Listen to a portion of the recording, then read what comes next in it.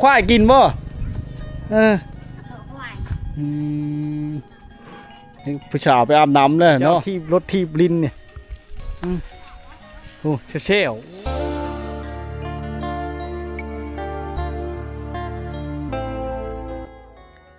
ครับทักทายสวัสดีFCทุกคนนะวิดีโอนี้เฮากาเดินทางพาพี่น้องไปเที่ยวชมภาพบรรยากาศและก็วิถีชาวบ้านบ้านนาโมเมืองไส้บัวทองแขวงขมวนนะเป็นบ้านที่ติดแปะชายแดนระหว่างเมืองวิลาบุรีกับเมืองไส้บัวทองเนาะบนทางก็จะเป็นทางแดงธรรมดาซึ่งเดินทางแต่จุดซุมเมืองว่างบ้านแกวิไลไปหาบ้านนาโมนี่ระยะทาง30กิโลเมตรนะทางแขวงสวรรณเขตเนาะถ้าเดินทางแต่สวรรณเขตมานี่จะไกลได้พี่น้อง300 กิโลนะมาแล้วเฮาเดินทางไปฮอดนี่น่าจะค่ำแล้วเฮาท่ายจนมืดเลยเฮาจะกลับมานอนที่จุดชุมเมืองว่างนะบ้านแกวิไลเมืองวิลาบุรีนะพี่น้องเส้นทางเป็นทางแดงธรรมดานอกจากผ่านบ้านแกวิไลบ้านนาเอะบ้านนาสู้บ้านน้ำดิบบ้านพลคำและก็ซอดอสู่แขวงขมวนเมืองไส้บัวทองแขวงขมวนนะฮอดบ้านนาโมพี่น้องอันนี้เข้าเดินทางไปเลยๆนะชมวิวธรรมชาติที่สวยงามนั่นก็คือวิวภูเขาภูเขาอ้อมล้อมได้อันนี้หากกระฮอดบ้านโพนค่ำพี่น้องเขตนี้ถือว่าเขตเมืองว่างอ่างค่ำเนาะเฮ็ดเธอมีค่ำได้แถวพื้นดินเนาะเฮาก็มีข้อมูลบ่ชัดเจนพี่น้องภาพพี่น้องติดตามชมภาพบรรยากาศนอกจากผ่านแต่ละหมู่บ้านไปนะช่องภาคข้างก็เต็มไปด้วยให้ชวนเขาเจ้าหรือว่าเฮิรนชาติล้านเปที่กำลังสร้างขึ้นมาหรือว่ากำลังอยู่พี่น้องไอ้บ้านพลค่ำนี่ก็เป็นบ้านหนึ่งยาวถ้ามือหน้ามีโอกาสที่จะมาอัปเดตติดตามชมให้พี่น้องได้มาติดตามชมทั้งภายในและก็ต่างประเทศนะบ้านนาโมก็เป็นบ้านหนึ่งที่น่าเที่ยวชมมีภูเขาอ้อมล้อมได้พี่น้องและกามีทุ่งหน้าที่ภาพเพ่งดีชัดเรียงรายการสัญจรกันนั่นก็คือรถจักรรถเยอะแล้วดูแลงได้ไปสะดวกสบายได้พี่น้องเลยถ้าฤดูฝนนี่ก็บางครั้งก็ยากแน่แต่ก็มาได้อยู่นะคือว้าวรายการสัญจรแต่ละบ้านเนาะในดูแลงในสะดวกสบายพี่น้องไปมาได้เพลิดจะมาเที่ยวมาชมเนาะนี่ฮอด4 แยกแล้วทุกคนชื่อไปเลยเดี๋ยวจะกลับไปบ้านธาตุนะมาทางบ้านธาตุก็ได้พี่น้องแต่มันจะไกลกว่ามาทางบ้านนาสู้นะนี่ถ้ามาทางลัดได้เพราะว่าในยามฤดูแล้งเขาเจ้ากำลังมาแต่ให้แต่หน้าพี่น้องแถวนี้ก็มีรถไถได้การสัญจรลักๆบ้านนี้จะเข้าสู่เมืองไม่ใส่บัวทองแล้วพี่น้องแขวงขมวนแล้วนะเขตนี้นี่ชนเผ่าผู้ไทยได้พี่น้องชนเผ่าผู้ไทยหลายเป็นเขตจุดริเริ่มของเผ่าผู้ไทยเมืองว่างอ่างค่ำต้นกำเนิดของเผ่าผู้ไทยนั่นก็คือบ้านนาโมหน้ากระป๋อพี่น้องเนาะถ้าเพื่อศึกษาต้องศึกษานะมันอย่างเจ้าพ่อผู้ไทยเด้อบ่เทิดอยู่หน้าพี่น้องนี่มาคราวนี้ก็เห็นป้ายเนาะเมืองไม่ใส่บัวทองแล้วพี่น้องไปประมาณ2 หรือ 3 กิโลก็จะฮอดบ้านนาโมนะชมวิวบรรยากาศบรรดาภูเขางามพี่น้องอ้อมล้อมเขตนี่ได้ชนบทเขตนี่นะ2 ภาคข้างทางนี่ก็จะเป็นทุ่งหน้าที่มีการหาเพลงพี่น้องชัดเลงเขาเจ้าน้องงัวนี่มันย่างอากาศร้อนอบอ้าวในยามแรงๆช่วงนี้ก็เป็นฤดูร้อนแล้วอากาศร้อนเลยนะทุกคนนะโง่เขาเจ้าลืมหลายได้เขตนี่แถวนี้เขาเจ้าดำหน้านี่ดำห้างทุกคนถ้าว่าฤดูฝนเนาะได้โอกาสเฮาสิได้มาอัปเดตให้พี่น้องในบ้านที่ตามรับชมนำกันได้นี่แหละคือภาพบรรยากาศในระหว่างการเดินทางให้พ่อแม่พี่น้องได้เบิ่งได้ชมนำเดียวดังที่ได้เห็นนั่นแหละเนาะในยามแรงหลังจากเลิกแต่งานเมื่อยเนาะมาผ่อนคลายระบายอารมณ์มา ชมวิวธรรมชาติมาติดตามรับชมทั้งบ่าววงคนไทยบ้านเด้อพี่น้องเด้อฝากเป็นกำลังกำลังเจอเขาได้เนาะเดินทางไกลไปผู้เดียวคือเก้ามื้อนี้ก็ได้พี่น้องเอ้ยชนหลายก็สายเดียวเนาะนี่เป็นเถียงหน้าเขาเจ้านะพี่น้องนะโอ้ไกลขนาดใดเอายั่งอยู่ท่าห้าวอัปเดตจุดชุดทางนี่พอดีใช้เวลาอยู่เป็นชั่วโมงนะพี่น้องอันนี้ห้าวกามเร่งรัดตัดตอนเอาสั้นๆย่อๆเนาะมาให้พ่อแม่พี่น้องมาฝากมาตอนพี่น้องให้ได้ติดตามรับชมไปนำกันเนาะเส้นทางน่ะก็เป็นหม้อควันขี้พุ่นฤดูแล้งนั่นนี่ฤดูฝนกับบางบ่อนก็เป็นขี้ต่มได้ทุกคนแต่ว่าพ่อไปพ่อมาได้อยู่เพราะว่ารถบรรทุกนักบ่หลายเขตนี่มีแต่รถแกมันต้นยามนี่ก็แกมันต้นแกเข้าไปขายไปหายอยู่เมืองชัยบัวทองหรือว่าแกเครื่องของแต่เมืองชัยบัวทองมาเมืองวิลาบุรีแต่เครื่องแต่ขมวนมาสวรรค์มาขมวนก็มีอยู่พี่น้องเอ้ยในฤดูนี้เนาะหมู่บ้านนี่ก็เป็นหมู่บ้านลึกลับเนาะหมู่บ้านนาโมฮอดแล้วพี่น้องเป็นหมู่บ้านลึกลับหมู่บ้านที่ห่างไกลซอกลีกแต่แขวงขมวนมานี่ก็บ่ฮู้ว่าจักกิโลนะสิประมาณ100ปลายพุ่นแหละพี่น้องเพราะว่ามันเป็นบ้านสุดหมู่นะของแขวงขมวนมาจอดใช้แขวงสวรรณเขตเนาะเป็นเฮิร์นที่หลังบ่ใหญ่ได้ทุกคนเขตนี้เนาะเดี๋ยวเฮาสิอัปเดตตั้งแต่ชนบ้านพุ่นมาพี่นะไปพี่น้องบ้านนี่มีโคหลายบ่อน3โคพี่น้องมีแม่น้ำห้วยไหลผ้ากลางนอกเขาเอิ้นว่าห้วยน้ำโมแล้วก็มีผาโมบ้านนี่เขาจึงตั้งชื่อว่าบ้านหน้าโมหน้าที่มีความอุดมสมบูรณ์งามหน้าแถวนี้พี่น้องเอ้ยเป็นเส้นทางแดงธรรมดาเนาะพอไปพอมาได้เขางามขนาดดำค่าเห็นนี่พี่น้องเอ้ยมาเขตนี้เนี่ยจะสะดวกสบายในการเว้าการจากันง่ายเพราะว่าเป็นชนเผ่าผู้ไทยคือเดียวกับบ่าววงคนไทยบ้านเนาะการสัญจรอีช่างกันง่ายเว้าจากันเข้าใจกันดีว่าเป็นชนเผ่าผู้ไทยเนาะบางจำนวนก็ไปอยู่ทั้งประเทศไทยหลายชนเผ่าผู้ไทยนี่พี่น้องเนาะบ่ว่าสิอยู่จังหวัดกาฬสินธุ์ยโสธรมุกดาหารสกลนครหลายๆนครพนมเนาะพี่น้องเนาะนี่ก็จะมีวัดได้บ้านนี่ก็จะมีวัดพี่น้องเนาะเดินทางไปเลยพี่น้องเอ้ยทางนี้เฮาบ่ทันได้มาอัปเดตให้พี่น้องจักเถอเลยได้อัปเดตผ่านนั้นนะปีก่อนๆนะพี่น้องฮอดแล้วบ้านนาโมพี่น้องเอ้ยฮอดแล้วท่านผู้ชมบ้านนาโมเมืองไส้บัวทองแขวงขมวนนะเป็นบ้านติดกับไส้แดนสวรรณเขตกับขมวนเนาะมีวัดมาฮอดจะอัปเดตแต่วัดนะวัดมากไงเนาะเปิ้นก็มีความเจริญรุ่งเรืองได้เป็นชนเผ่าผู้ไทยห่างไกลซอกลีกพี่น้องบ้านชายแดนติดชายแดนได้เฮาแนมเบิ่งไกลๆนี่จะเป็นทุ่งนาเนาะทุ่งนาข้าวงามได้บานาโมในชุดยอดเลยเผ่าผู้ไทยเขตนี้นะพี่น้องเนาะแล้วก็จะเป็นภูเขามาแต่ปูนมาแต่เมืองวิลาบุรีพอแหละตั้งแต่ทางบรรทัดนางลาวนะพี่น้องนะมาเนาะวันนี้เฮามาอัปเดตครั้งนี้เฮาจังบ่ทันได้อัปเดตจักเถอเลยพี่น้องปีก่อนๆเฮาอัปเดตอยู่พระแม่น้ำพระห้วยพระนั้นนะแม่น้ำห้วยหรือแม่น้ำเชแต่กว้างมันจะมีขัวภาคนั้นภาคนี้2-3ขัวพี่น้องบ้านเลยเนาะบ้านนี้ก็ถือว่าห่างไกลโชคลีกแต่เริ่มมีเฮิรนก้อแล้วได้เนาะเป็นวัฒนธรรมที่อันดีงามพี่น้องสมัยปัจจุบันเนี่ยเขาเริ่มใช้รถที่ไฟฟ้านี่แล้วพี่น้องมาก็เงียบสงบมาผู้เดียวคือเก้าพี่น้องเลยเนาะนี่พี่น้องเชษสงครามปางสงครามตะกี้ยังมีให้เบิ่งให้เห็นอยู่เนาะเป็นกระปางบอมบี้บรรจุบอมบี้ทีมจักรยนต์มันจะมี2กระปางนะระเบิดบอมบิ้งบรรจุอยู่นี่670หน่วยนะ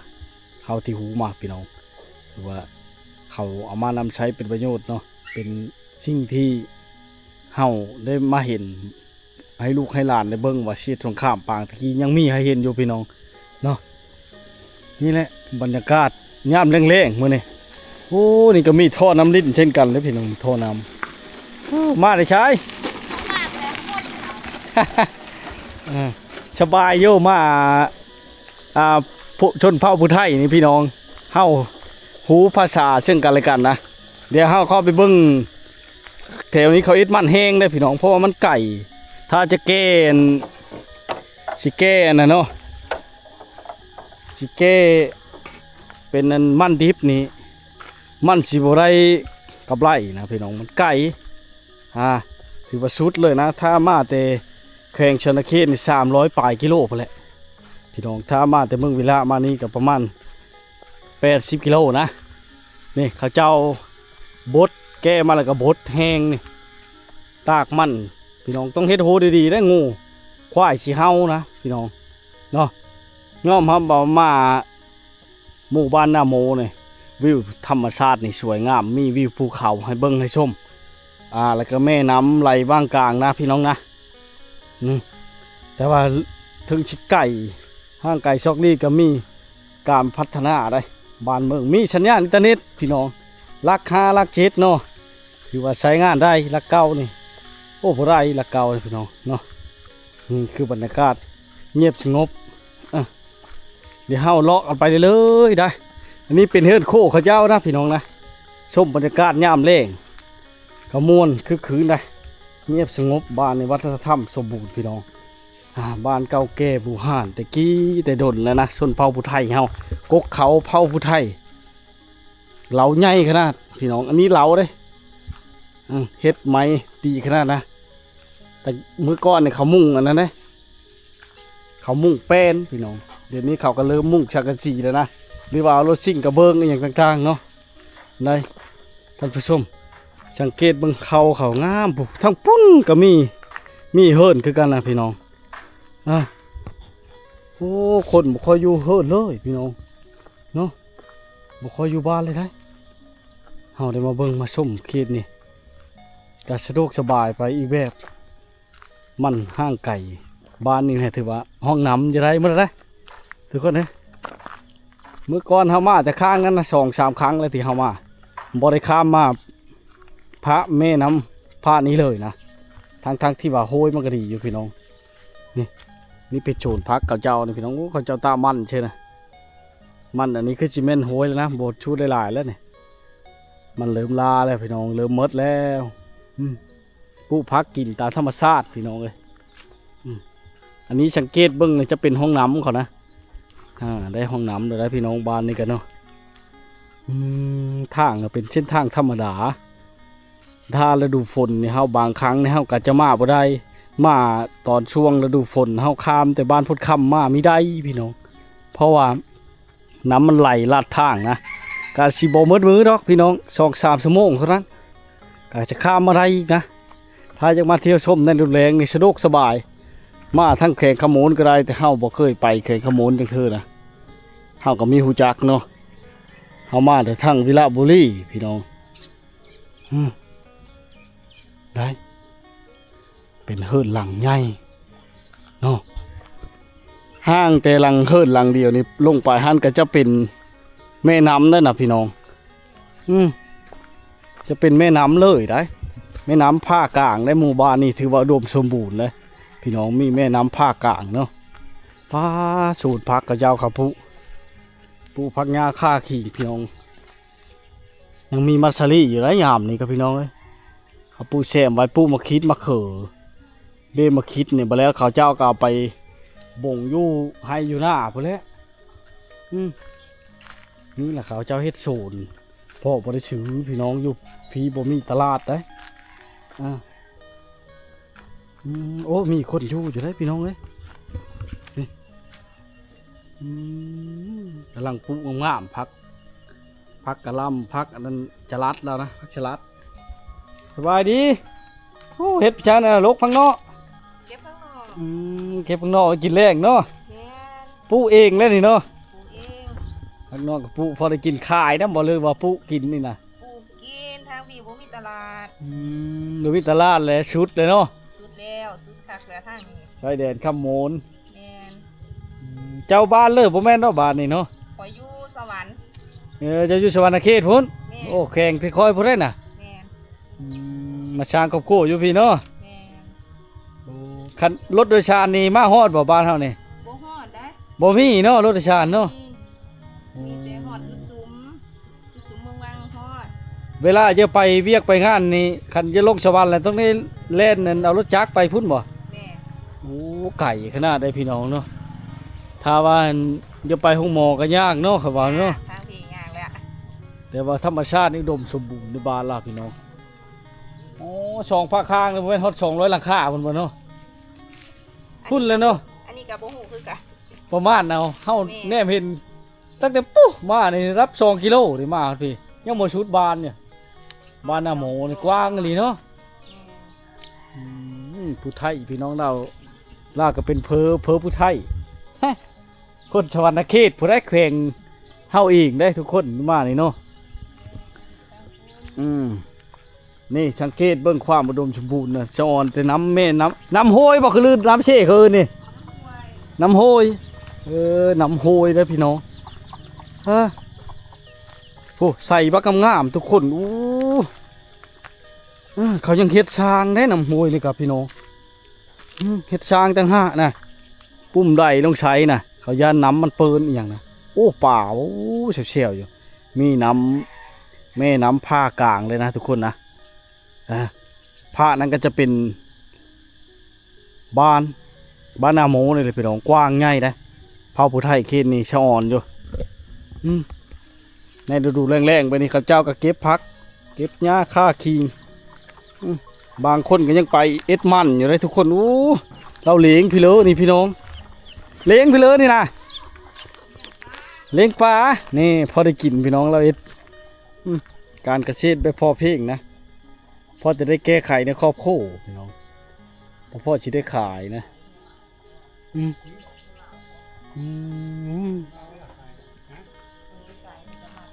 ถือว่าทางห้องหมออย่างสิยากพี่น้องมันอยู่ไกลสบายดี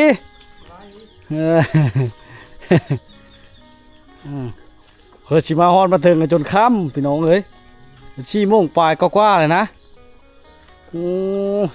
เขตนี้ก็อาจจะมีระเบิดหลายเลยทุกคนที่เอาเห็นในหลายกระปางเลยบ้านนี่ว่างนี้ข้าเจ้ากันเอ็ดฮักชาไว้นี่ไว้ปูฮันปูนีนี่โอ้เขาไม่ได้หดน้ำนี่พี่น้องจนตายหมดเลยนะ จนตายหมดเลยทุกคนกระปางบุมบิ้งเลยนี่พี่น้องทิมจากย่นเช็ดสงครามตะกี้ยังมีให้ลูกให้หลานได้เบิ้งอยู่นะเขาก็นำใช้เป็นประโยชน์ผู้พักหญ้าค่าขีงเชื่อแต่นี่เขาบริชูหดน้ำมันก็เลยตายพี่น้องย่ามพลเขาจะปูเชื่อนั่นนี่พักโบยังจะได้นี่พักโบหอมพักแปนยังให้เห็นอยู่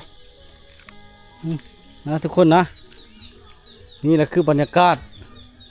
โอ้กว้างเท่าไรพี่น้องบ้านนี่เนาะเฉพาะข้างนี้นะเขามาแต่ปูนแหละแล้วเขาจะอัปเดตไปแล้วพี่น้องแต่เขาชอยเอาพักโบพี่น้องเลยปลูกเองเลยเนาะสบายพอได้กินพอได้แก้ไข่เนาะโอ้ยพี่น้องเลยยามแรงๆเชื่อปนเพื่อเชื่อลาบเนาะเชื่อแกงป่าโหยพี่เลอนี่นะโหยเขาเอิ้นโหยยังนี่ฮะโหยปลาฝ่าโหยงาวโหยงาวเนาะผ้ากลางบ้านนี่นะโอ้พี่น้องโหยนี่นะชื่อโหยนี่โหยน้ำหมูเนาะนี่ยาปลุกพี่น้องทุกคนยังใช้อยู่เลยบ้านเฮานี่กะบางบ้านนี่เขาปลูกขายได้เลยทุกคนมีหลายไปเลยนี่น้อยเดียวนึกว่าชิเมนแล้วเลยพะยัก แล้วไถนี่ก็ยังมีคู่เฮิร์เลยทุกคนเลยโอ้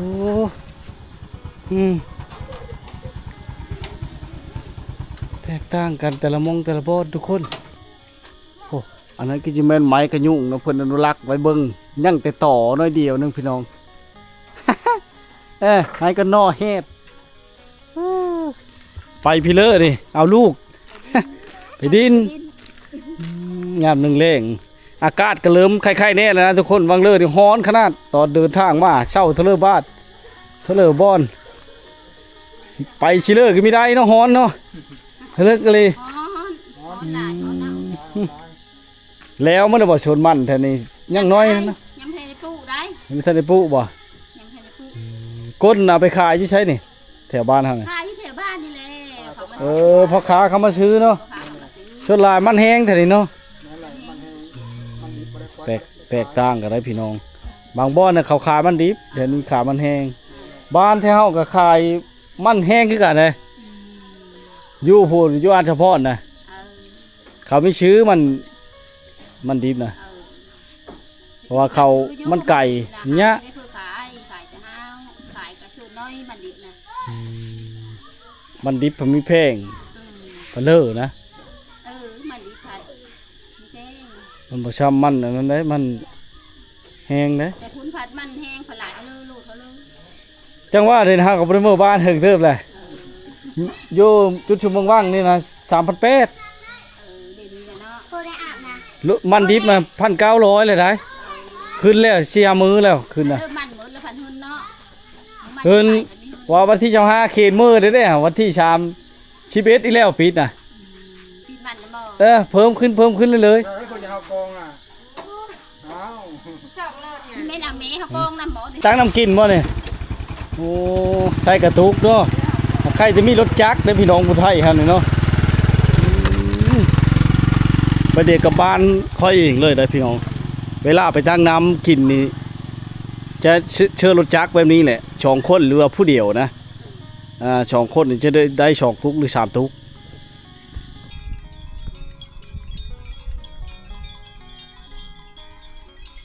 โอ้ข้าเจ้านะมีคู่หน้าเลยช่ำว่าพี่น้องอันหัวชั้นเลี้ยงข้าเจ้านี่เนาะข้างห้วยพานั้นก็มีนะพาบานพานั้นกับพาบานพานี้จะลายดีจะเป็นค่ำก่อนพี่น้องอ๋อเป็นภูมิอยู่นะพุ่นภูมิเนาะนี่ติดแคมทางเลยข้างนี้นี่ตั้งจากข้างโคนเนาะทางเป็นทางแดงคือว่าดีกว่าพระนั้นได้พี่น้องเลยในเดินบานข้าเจ้าก็มีโง่ได้พี่น้องมีชัดเลงเด้มันเข้าไปอยู่หลายลีชัดเลงหมู่บ้านนี่พี่น้องแต่มาเห็นเนาะควายดำเนาะข้าเจ้าเอาเกลือให้มันกินพี่น้องเจ้าของเราเอาเกลือให้มันกินนะมาเต็มตารางเราโทษหน้าบ้านเลยพี่น้องควายเราหลายเลยนะหลายเลยทุกคนเนาะเต็มตารางเราอันนี้เป็นเราเขาว่าบ้านเขาเนาะควายมันคือจะแม่มันนอนแถวหน้านี่เลยเนี่ยเอาเกลือมันกินบ่น้ำมีได้ยินจะมาจักพี่น้องรถจักร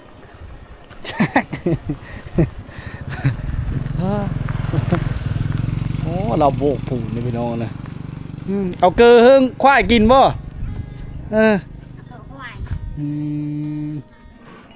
ผู้ชายไปอาบน้ำเลยเนาะงานเมืองแรงคำเลยพี่น้องเลยบรรยากาศยามแรงนี่เราเอาเกลือเฮือกควายกินนะมันมาอยู่ในตารางเราบักลายนี่บ้านนี่โอ้ทางนั้นแห้งลายพี่น้องเนาะคำแล้วพี่น้องเลยภาพก็มีเยอะชัดเจนไปเลยนี่วัยรุ่นในบ้านนี่สังเกตบ้างพี่น้องบ่ค่อยเห็นได้เห็นแต่เด็กๆเขาเจ้าเลิกเห็นเขาเจ้าที่รถที่ลินเนี่ยโอ้เชี่ยวโอ้เฮ็ดฟันให้ท่านเขาพวกนี้โอ้ยกลอยพี่น้อยไม้จังไพ่กับแก้มาแต่ให้แต่หน้าเขาได้นี่พี่น้องเอาคือเอามาขึ้นรถนี่สิแก้ไปหน้าบ่มือเช้าแก้ไปแต่เช้าเนาะเอามาแต่ชิเลอร์เช้านี่นะชูนอยู่แคมบ้านนี่ชูนอยู่แคมเฮิร์นทุกคนเล่าคนมาพุ่นนะหามาพร้อมทั้งนั้นแกลายมันมีผู้เอาทั้งในนั่นแล้วพี่น้องเล่าเลยเอามาโต้อีกนะเชื่อรถไถหน้านี่พี่น้องลากแกเพราะว่าเขาจะเฮ็ดได้แต่ย่ามแรงแบบนี้นะเพราะว่ากลางเวทมันแดดฮ้อนหลายได้แถวนี้พี่น้องเพราะว่าฮ้อนฤดูกาลฮ้อนแล้วเฮ็ดวิได้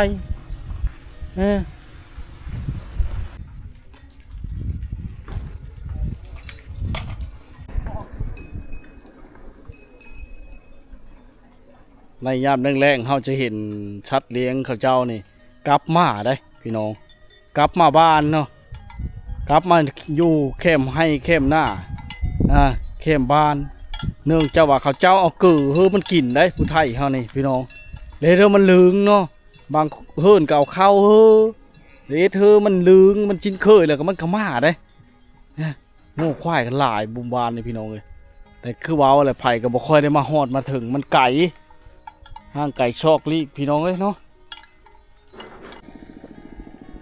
ทางชนบ้านทางเหนือนี่โอ้ยวิวธรรมชาตินี่ชื่อว่าชุดยอดเลยนะหมู่บ้านนี่พี่น้องเสร็จแต่มันค่ำแล้วทุกคนเลย